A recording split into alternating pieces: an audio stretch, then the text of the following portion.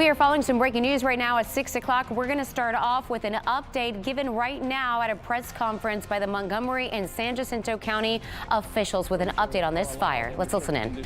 And so we have different ways of looking at this in Montgomery County, and again, it's like I said, it's we don't know the cause and why this prescribed burn got out of hand. That's why it's under investigation, and that question or those questions should be directed to Texas A&M Forest Service moving forward. And we're just now starting our 6 p.m. newscast. Can you tell us, for those who are watching at home right now, the latest information about the evacuation? The residents that are at home or that were evacuated from their homes yesterday are now allowed to return to their homes both in San Jacinto County and in Montgomery County. We are very confident, based on current conditions and where the fire is and the containment lines that are there, that it is safe to return to their homes. Local fire crews will remain on scene tonight to monitor and watch over the area and provide structure protection should anything happen, so those residents can return safely and return knowing they can get a full night's sleep in their own bed without having to worry about this fire, because we've done a very good job of getting this fire under control over the last 24 hours. And what can they expect tonight and into the next few days with the fire? You'll see some smoldering stuff, and you'll see little minor smoke here and there, but it's all well within the containment lines. It's also no initial threat. The weather is on our side for the next few days, with the humidity going up and the winds dying down. That will also allow these firefighters to continue to get better containment lines drawn and shore those things up so they can snuff this fire out and call it contained. You spoke about firefighters actually building containment lines around structures. Can you just describe what that looks like? Are they digging troughs, or how they use rakes and shovels to build a barrier between vegetation and the structure they're protecting.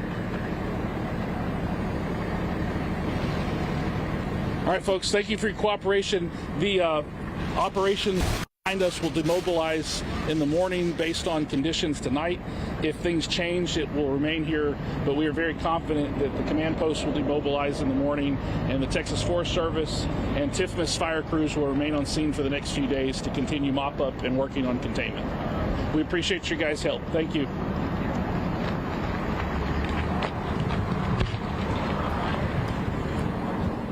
All right, guys, we just heard from emergency management here in Montgomery County. Again, he said that it is safe for everybody to go home now. That evacuation order has lifted. He also talked about what caused this fire yesterday overnight, and they believe it's caused by a prescribed burn. And that person who did that prescribed burn was authorized to do so. I just asked the emergency management director, was a red flag warning in place when that prescribed burn happened? They said no. It was not. So that was approved. They're investigating, what exactly led to this large fire taking place, because we know that it did span about 2,400 acres. That's how much has burned at this point in time. But the good news is it's safe enough for people to go home. There's no longer a threat to those homes or residents and buildings.